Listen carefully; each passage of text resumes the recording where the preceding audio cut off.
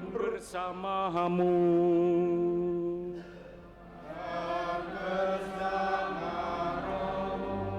Inilah Injil suci menurut Santo Lukas. Dimuliakanlah Tuhan. Ketika Yohanes Pembaptis mewartakan pertobatan, orang banyak bertanya kepadanya, "Jika demikian, apakah yang harus kami lakukan?" Jawab Yohanes kepada mereka, "Siapa saja yang mempunyai 2 helai baju, hendaklah ia membaginya dengan yang tidak punya. Dan siapa saja yang mempunyai makanan, hendaklah ia berbuat demikian juga." Pada waktu itu datang juga pemungut-pemungut cukai untuk dibaptis, dan mereka bertanya kepada Yohanes, "Guru, apakah yang harus kami perbuat?" Jawab Yohanes, "Jangan menagih lebih banyak daripada yang telah ditentukan bagimu." Prajurit-prajurit juga bertanya kepadanya, "Dan kami, apakah yang harus kami lakukan?" Jawab Yohanes kepada mereka, "Jangan merampas, jangan memeras, dan cukupkanlah dirimu dengan gajimu." Tetapi karena orang banyak sedang menanti dan berharap, semuanya bertanya dalam hati tentang Yohanes, kalau ia adalah Mesias. Karena itu Yohanes menjawab dan berkata kepada semua orang itu, "Aku membaptis kamu dengan air, tetapi Dia yang lebih berkuasa daripada aku akan datang, dan membuka tali kasutnya pun aku tidak layak. Ia akan membaptis kamu dengan Roh Kudus dan dengan api. Alat penampi sudah di tangannya untuk membersihkan tempat pengirikannya dan untuk mengumpulkan gandumnya ke dalam lumbungnya. Tetapi sekam akan ia bakar dalam api yang tidak terpadamkan." Dengan banyak nasihat lain, Yohanes memberitakan Injil kepada orang banyak. Demikianlah sabda Tuhan. Terpujilah Kristus.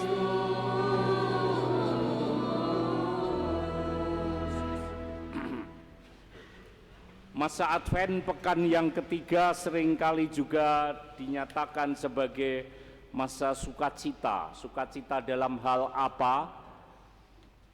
Pertama-tama diajak untuk sukacita kalau kita sudah hidup di dalam pertobatan dan menghasilkan buah-buah pertobatan. Karena itu dikatakan Minggu Sukacita. Dan kedua, kita akan meminta supaya Roh Kudus itu diberikan di masa Advent sehingga kita semakin mengenal Dia yang pasti akan datang dengan segala kemuliaannya. Karena itu kita membutuhkan terus api Roh Kudus itu, dan membutuhkan terutama baptisan roh. Apa baptisan roh itu?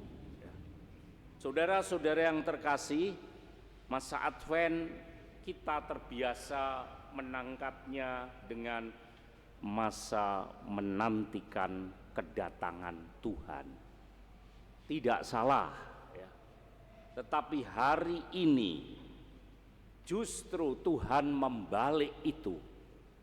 Masa Advent bukanlah pertama-tama masa menantikan kedatangan Tuhan, tetapi justru Tuhan yang menantikan kita datang kepadanya. Karena kata menunggu, menanti pada umumnya orang pasif. Kok duduk-duduk? Ia menunggu jemputan. Jadi dia cuma diem-diem, tidak buat apa-apa. Sedangkan kalau Tuhan yang menanti kedatangan kita, maka kita yang akan aktif. Nah, masalahnya kita lebih suka yang menunggu karena kita tidak melakukan apa-apa, kan lebih enak daripada Tuhan yang menantikan kita, kita yang harus bergerak. Kenapa Tuhan tidak perlu dinantikan kedatangannya? Ngapain? Kedatangannya sudah pasti kok. Karena kalau Allah itu berjanji, itu pasti ya dan amin. Jadi kita masih ragu-ragu. Tapi kalau yang bicara Tuhan, ya itu kan dia pasti. Malah dia nanti dikatakan datang dengan seluruh kemuliaan dan kekuasaannya. Karena itu dia hanya bisa didatangi kalau kita sudah hidup dalam pertobatan. Kalau kita sudah hidup dalam pertobatan, apakah terus kemudian berhenti itu? Tidak. Supaya pertobatan kita semakin sempurna, sehingga tidak ada lagi istilahnya sisa-sisa yang dulu pernah menghancurkan hidup kita diulang lagi. Karena itu orang pertama-tama akan bisa datang kepada Tuhan kalau dia bertobat. Mengapa orang itu harus bertobat? Mengapa? Gak tahu kabeh, tak tanya sih. Anda pernah bertobat apa enggak? Hah? Meneng neh, berarti gak tahu ya. Pernah bertobat enggak? Pernah. Kenapa orang harus bertobat? Hah? Karena hah? Berdosa. Berdosa. Orang berdosa, bertobat, engkau baru metu kau pengakuan baleni maneh, bertobat maneh, begitu ya. Saudara-saudara, tadi dikatakan nanti dia yang datang akan datang dengan segala apa? Kekuasaan dan kemuliaannya. Segala lo ya. Untuk apa segala kekuasaannya itu dia datang dengan segala kekuasaannya? Kalau Anda punya kuasa biasanya dipakai untuk apa? Kalau Anda punya kuasa atau otoritas gitu loh, pertama-tama biasanya dipakai untuk apa? Hah? Biasanya kalau orang punya kuasa dipakai untuk menghukum, ya kan? Mengadili, kan begitu. Kalau Anda tidak punya kuasa, mana bagaimana engkau bisa mengadili orang ini mbujui apa enggak? Dengan segala kekuasaannya, jadi kalau kamu itu mbujui, wis tah ketahuan. Sedangkan kalau orang tidak punya kuasa, dia dikasih duit, kamu bisa bebas. Tapi dia yang datang nanti itu anti hal-hal demikian, sehingga tidak ada gunanya. Hakim punya kekuasaan mengadili orang, ini salah atau benar. Tapi ketika dia sudah diiming-imingi yang namanya duit, hilang sudah kekuasaannya, karena sudah dibeli dengan duit. Kalau dia nanti yang datang, kau punya apa saja, tidak akan. Dia tidak peduli, karena dia mengatasi semua itu. Orang-orang yang punya kuasa dan masih bisa dibeli duit, itu berarti kekuasaannya tidak kekal. Karena kekuasaannya bisa ditukar dengan uang. Sehingga dia bisa salah bisa menjadi benar, benar bisa jadi salah. Tinggal duitnya yang gede mana, kan gitu. Lah ini dia nanti datang sudah anti semuanya itu. Kok jadi tidak bisa mengelak. Karena itu kenapa kita mempersiapkan kalau kita datang kepadanya, kita dibutuhkan pertobatan supaya pertama-tama kamu dibebaskan dari hukuman itu. Kalau orang berbuat suatu salah kan harus dihukum. Kalau dihukum maka dia harus nanggung.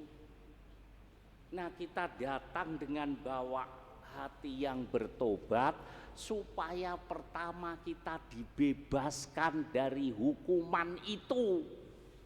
Hukuman apa? Hukuman perbuatan dosa yang kita lakukan karena engkau tidak bisa berkelit lagi. Siapa yang akan backingi kamu kalau dia datang dengan seluruh kekuasaannya akan mengadili engkau? Tidak butuh backingan karena dia punya kuasa atas segalanya. Karena itu orang harus datang dengan bertobat. Praktisnya bagaimana?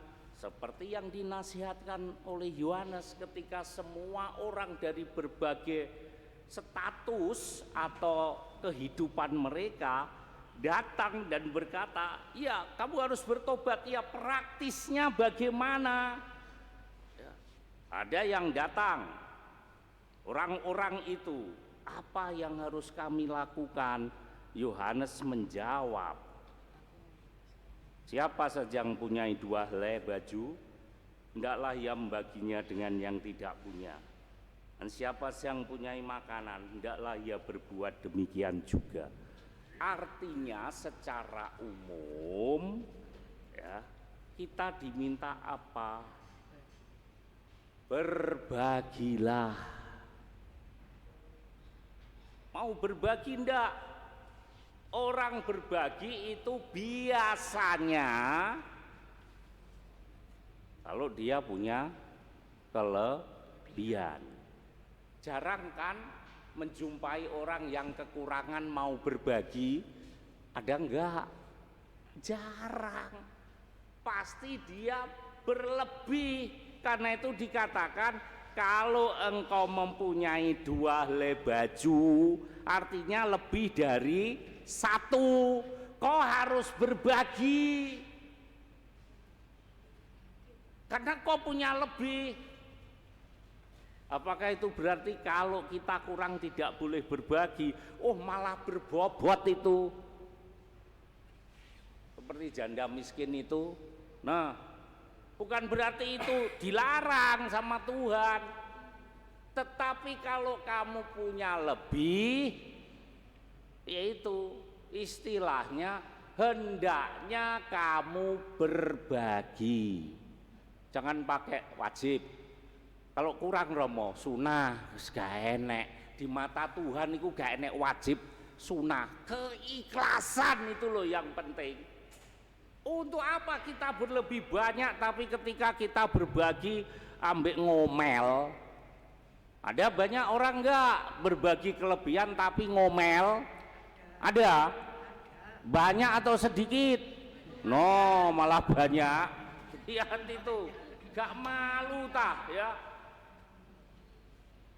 Kalau kurang, waduh, malah ini di mata Tuhan benar-benar, aduh, ini membuat Tuhan gitu kalau orang gitu gini, apa? Kalau menemui sesuatu yang tidak biasa biasanya kan gini, jomblo gitu loh. Iya bener nggak? Kalau biasa-biasa mana buat orang jomblo? Enggak. Kalau kau punya lebih bagi biasa. Tapi kalau kurang berbagi, apa matamu gak pengen keluar? Sampai seperti itu ya. Sama kalau kamu mempunyai makanan, hendaklah engkau berbuat demikian juga. Artinya baik kamu kurang maupun lebih, Tuhan mengajak mau berbagi. Jadi berbagi bukan karena jumlahnya banyak sedikit, enggak. Adakah di dalam hatimu punya semangat berbagi? Itu ada semangat berbagi enggak? Itu yang sering kita tidak punya. Semangat berbagi tidak punya. Orang yang tidak bisa mengampuni itu kenapa? Karena dia merasa diampuni Tuhan sedikit. Coba kalau dia merasa diampuni Tuhan banyak, pasti akan dibagi kan? Logikanya kan gitu. Kalau tidak mau dibagi, ya iku mau jenenge serakah. Itu ada banyak orang tidak bisa mengampuni orang, saya yakin karena dia merasa diberi ampunan sedikit sama Tuhan. Sehingga tidak mau dibagi. Kalau sekiranya dia merasa Tuhan itu memberi lebih daripada kedosaannya, dia akan mudah berbagi. Nah sekarang Anda dalam hidup merasa Tuhan banyak mengampuni atau sedikit? Kalau Anda merasa juga sedikit, jangan harap kau bisa mengampuni banyak orang. Ya sedikitlah ya. Itu yang kita lihat dari sini ya. Begitu juga ketika pemungut cukai ya. Kita tahu pemungut cukai pekerjaannya apa? Dia dalam arti pendapatan pasti jauh lebih banyak karena dia mempermainkan itu pajak itu. Karena itu Yohanes berkata terang-terangan, jangan kamu menagih lebih banyak daripada yang telah ditentukan. Coba kalau Anda ngurus pajak, emang sesuai dengan yang ditentukan? Enggak kan? Mesti ada selisihnya toh. Nah itu urusan pegawai pajak itu. Emang kalau kemudian dilebihkan itu dimasukkan ke negara? Enggak toh? Masuk kemana? Kantongi dewe, maka kantongi diwaki. Celonone ku sae nek 10 kira-kira. Kan ada banyak toh sekarang model celana yang sakunya 6 apa 8 gitu.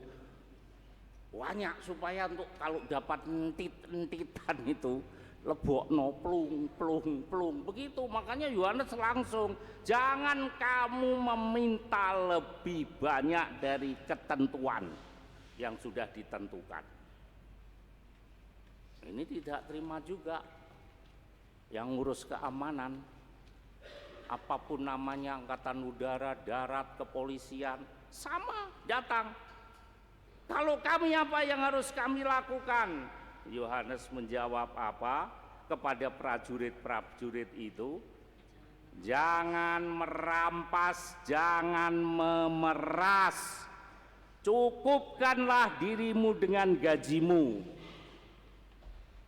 Karena Yohanes tahu mereka-mereka yang punya kuasa untuk itu seringkali merampas dan memeras. Itu kan kalau ngurus apa-apa apakah sesuai dengan harganya? Enggak tahu. Apalagi kalau zaman dulu, sekarang enggak berkurang. Kau sudah ketangkap di jalan, kau bawa motor, ketangkap polisi. Anda tahu sendiri, saya lo pernah ditangkap. Ya memang saya salah, saya akui, garis lurus. Saya terabas saja karena saya takut terlambat.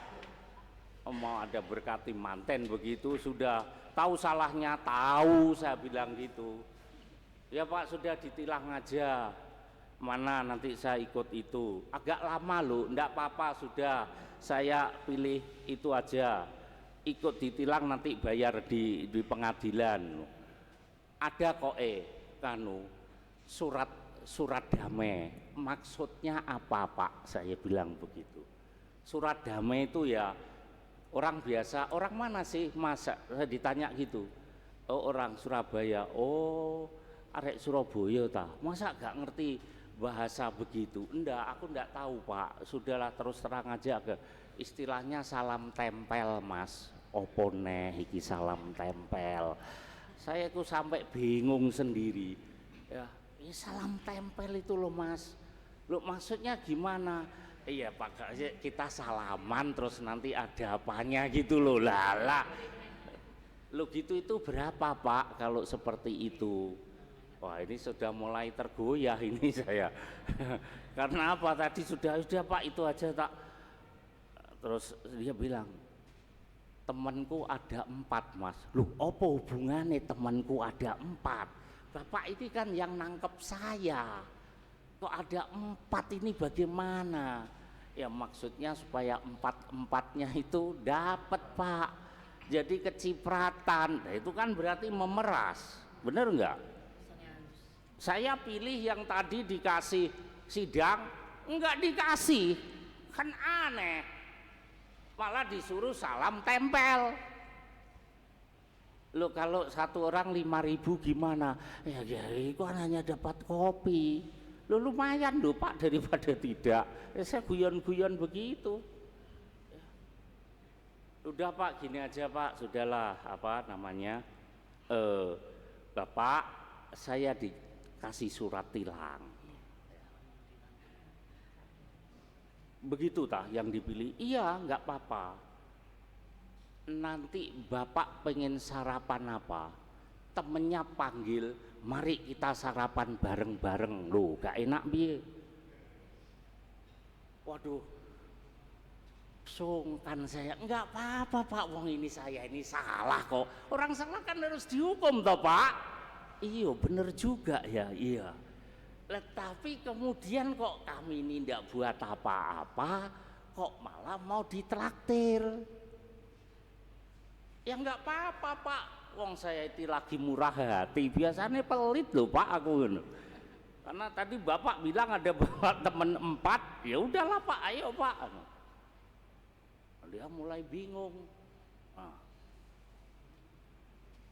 mau dilepaskan, tapi gak dilepaskan kok sudah kadung tak tangkap. Dia bingung-bingung sendiri. Loh, saya juga tidak merasa terpaksa kok. Orang namanya naktir orang itu kan baik toh. Kata Yohanes tadi, berilah yang kalau kamu berlebih berarti dia kan kurang makan karena kurang sarapan ya. Makanya tak ajak sarapan sama-sama, tapi bingung sendiri ya. Sudah akhirnya apa? Sudahlah Pak, dibawa lagi aja loh. Saya nggak minta loh ya. Saya kan sudah bilang kasih surat tilang Pak. Tapi nggak usah lah, nggak usah. Iya bener ya, nggak usah lah Pak, nggak usah. Tapi gimana sarapannya jadi enggak? Dia bilang gitu. Itu loh Pak, di situ ada warung Pak. Saya juga lapar Pak. Saya bilang begitu. Karena tadi juga belum sarapan, nggak sempat Pak. Mau tah? Dia malu-malu. Iya sudah lah, sudah ya sudah. Ya kita makan orang 4 malah ngomong-ngomong ya. Nah, terus kemudian nanya-nanya, ini kok enggak kenal kok murah hati sekali. Emang pekerjaannya Bapak apa? Enggak punya saya enggak punya pekerjaan Pak. Lah kok mau traktir bayar ini gimana? Ya pengen berbagi aja Pak. Oh hebat sekali ya Bapak ini, enggak kenal, enggak apa. mau traktir dengan kawan-kawan. Iyalah Pak, nggak apa-apa. Ya Bapak ini sebenarnya siapa? Nah, iya orang biasa Pak, saya bilang gitu, orang biasa aja Pak. Kebetulan lagi ada duit Pak, kalau nggak ada saya nggak akan Pak kasih. Ini ada Pak. Ya sudah akhirnya. Ya sudah omong-omong biasa begitu, jadi berkenalan begitu. Ya sudah selesai ya. Artinya bahwa apa? Kita harus memang, kenapa mereka bisa melakukan itu?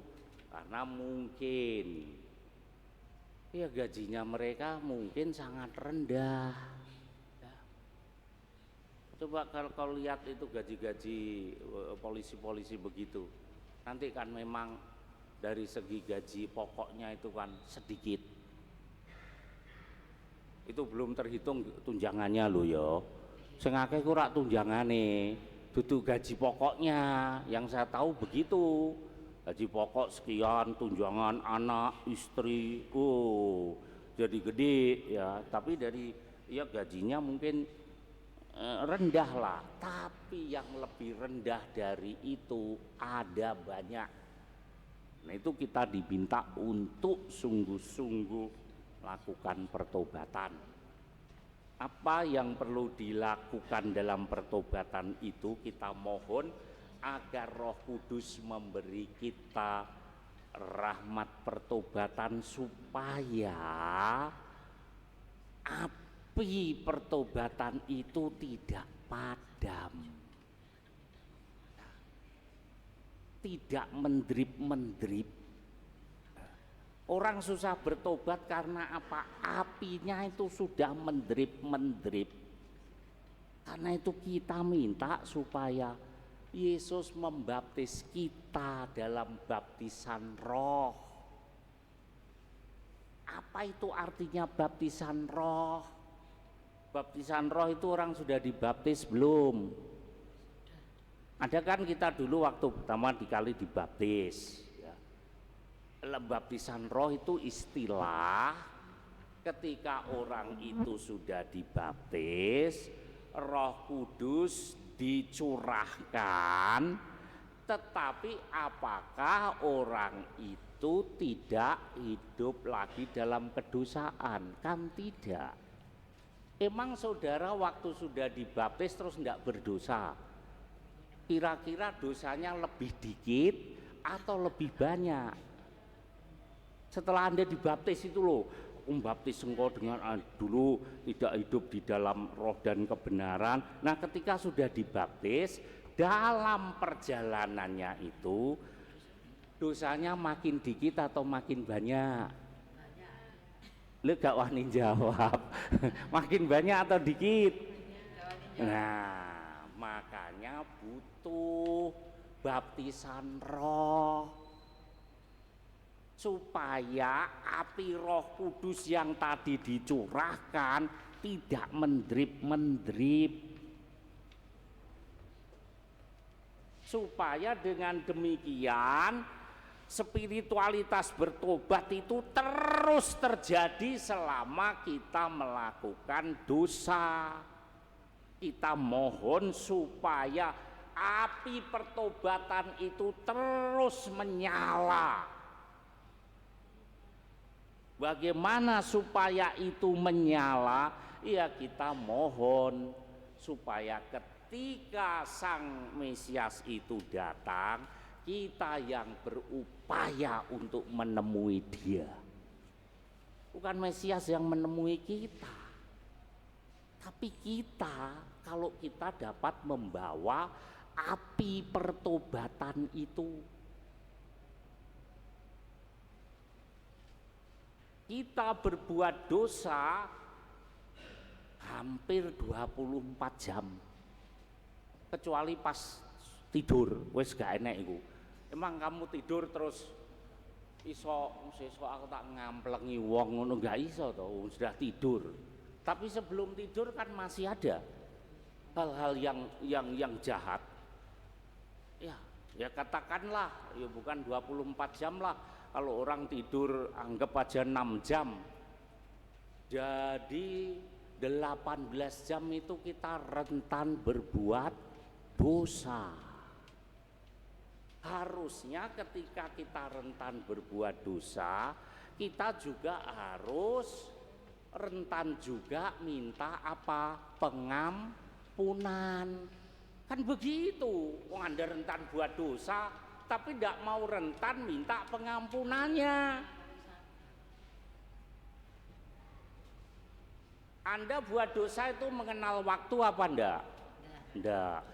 Kalau minta pengampunan dosa setiap waktu atau waktu tertentu? Ayo saiki. Ayo kalau kamu minta supaya ampunan dosa itu kan kamu buat dosa 18 jam tadi, 6 jam pakai tidur selama sehari 24. Nah, terus pemberian ampunnya itu apakah juga setiap saat? Enggak toh?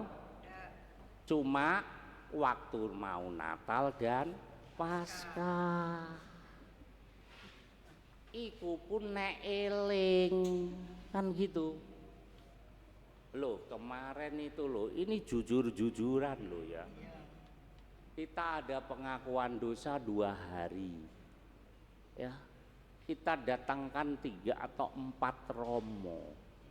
Masuk jam 6:30 atau jam 6 ya, nggak sampai jam 7 wis entek kabeh. Aku tanya, umat Stefanus ada berapa jumlahnya? Piro? 100, 200, 300, berapa? 3.000. Sik teko pengakuan 30 piro? 40. Jadi sak romo untuk 10 wong. Lihat aneh toh, buat dosanya sak gedobrak tapi minta pengampunannya enggak ada yang datang. Ketika engkau datang ke kamar pengakuan kan Anda minta ampun sama Tuhan lewat pastor. Aku tanya, kenapa bisa sedikit? Pertanyaannya satu, membayar ta? Hah? Loh, wong gratis ngono lho. Tapi kena apa? Hujan pastor. Lah kira-kira nek udane dhuwit kowe teko? Hujan air kok bilang hujan. Tapi kalau hujannya duit piye?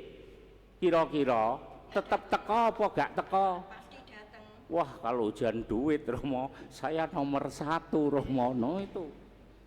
Hujan duit tidak bisa menyelamatkan. Tapi hujan pengampunan itulah yang menyelamatkan.